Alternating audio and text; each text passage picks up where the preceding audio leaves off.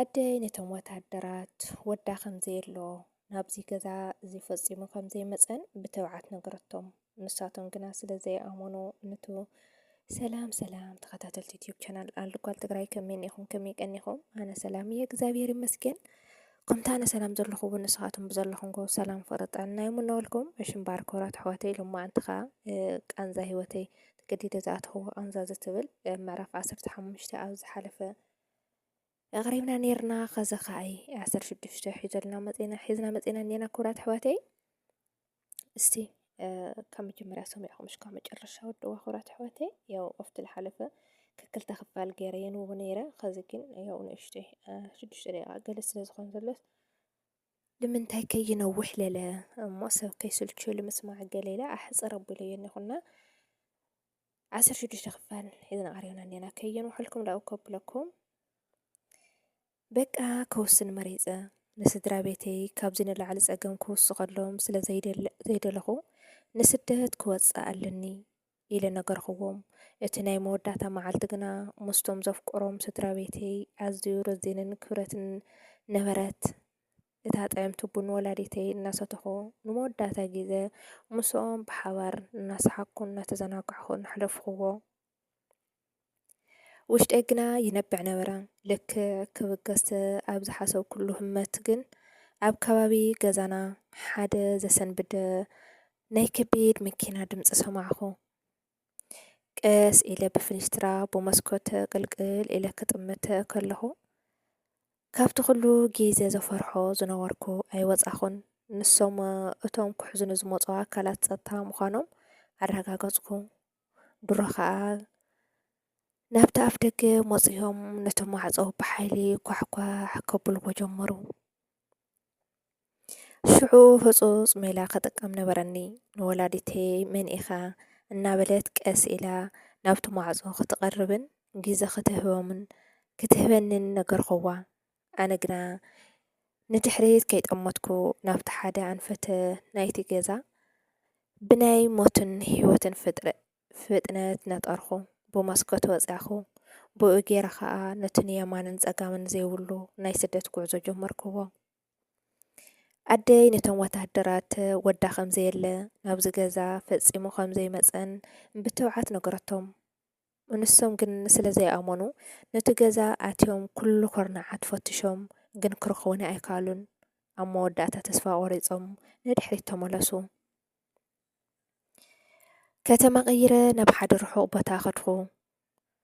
ኣብቲ ሓዱሽ ቦታ ድማ ንስደት ዝኸበደኒ ነገራት እናስተኻኸልኩ ሓደ ወርሒ ከፍ በልኩ። ኣብ ውሽጢ እዚ ሓንቲ ወርሒ ግን ሂወት ሓደ ሓዱሽ ገፅ ኣርአየትኒ። ሓንቲ ጓል ተላልየ መጀመርታኣ ፅቡቕ ዕላል ጀሚርና ቁፅሪ ቴሌፎን ተለዋዊጥና።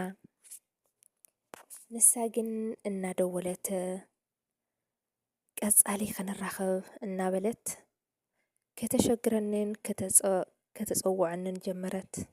ኣነ እውን ካብቲ ዝነበረኒ ናይ በይንኻ ምዃን ናይ ውሽጢ ጭንቀት ዝተበገሰ ሓደ መዓልቲ ክረኽባ ተስማዕማዕኹ እሞ ኣብ ሓደ ከፊ ተቋፂርና ኣብቲ ቦታ ተራኺብና ብዙሕ ዕልልና። እታ ጓል ግን ኣብ መስተ ሰነፍ ስለ ዘይነበረት ክነሰቲ ኣለና ናይ ሒሳብ ፀገም የብልካን ባዕለይ ክኸፍሎ እየ በለትኒ።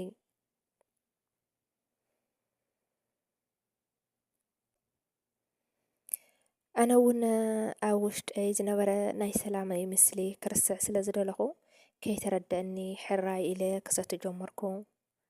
እቲ መስተ ግና ሓያል ነበረ። ከይተረድአኒ ክልቴና ሰኸርና።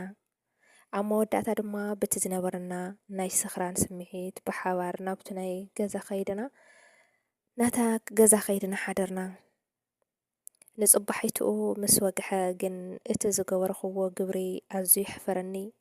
ሕልና ይወቕሰኒ ክወቕሰኒ ጀመረ። ኣነ ደኣ እንታይ እየ ገይረ ብምባል ሓተትኩ።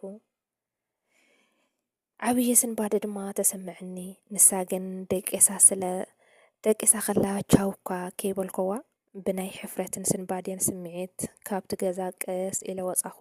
እሽዑ ግን ኣይደንጎኹን ነቱ ናይ ስደት ጉዕዞ ቀልጢፈ ክጅምሮ ከም ዘለኒ ተገንዘብኩ እሞ ጉዕዞ ስደት ተበገስኩ ንሰላመይ ንመወዳእታ ግዜ ደወልኩላ ጉዕዞ ስደት ከም ዝጀመርኩን ካብ ሃገር እወፅእ ከም ዘለኹ ነገርኽዋ ንሳ እውን ብዓብዪ ናይ ሓዘን ድምፂ በቃ ጻዕዳ ይጽናሕኻ ሄርሞነይ መንገዲ ሰላም ይግበረልካ ብምባል ኣፋናወትኒ ጉዕዘይ ቀጸልኩ ግን ህይወት ናበይ እያ ትወስደኒ ዘላ መዓዝ ኾን ይኸውን ይቃሲነ ዝነብረላ እናበልኩ ምስ ውሽጠይ ሕልናየን እባእስን እማገት ነበርኩ ክስካብ መዓዝ እዩ እዚ ኩሉ ስቃይ ጉዳይ ሰላመይከ ብሓቂ ድየ ክኢሉ እዩ ብሓቂ ዶ ካብ ልበይ ወሲነ ተፈንየ ዝብል ሓሳባት ኣብ ርእሰይ ይመላለሱ ነበሩ ግን ከዓ ምስቲ ዘለኽዎ ናይ ፍርሕን ኩነታት እዚ ሓሳብ ገዲፈ ብዛዕባ ዘለኽዎ መንገዲ ከመይ ገይረ ከም ዝሓልፍን ከመይ ኢለ ከም ዝኣቱን ጥራይ ክሓስብ ነበረኒ ኣብቲ ጨካን ዘፍርሕን በረኻን በይነይ ነበርኩ ፍርሒ ዝተሓወሶ ዓብዪ ናይ በድነት ስምዒት ነበረኒ ድሕሪ ነዊሕ ድኻምን ጉዕዞን ለይትን መዓልትን ኣብቲ ናይ ሃገረ ዶ ክበጽሕ ኣዝየ ቀረብኩ ግን ኣብዚ ከባቢ እዚ ኣዝዩ ሓደገኛ እዩ ናይ ምክልኻል ሓይልታት ሓለውቲ ደበን ስለ ዝህልው ብዓብዪ ጥንቃቐ ክኸይድ ነበረኒ ሃንደበት ከይትረደኒ ልክዕ ኣብቲ ናይቶም ናይ ሓላዊ መንገዲ ሸተት ኢለ ኣተኹ ካብ ርሑቕ ክጥምት ከለኹ ድማ ፊት ንፊት ወታደር ናበይ ገጾም ክመፁ ረኸብክዎም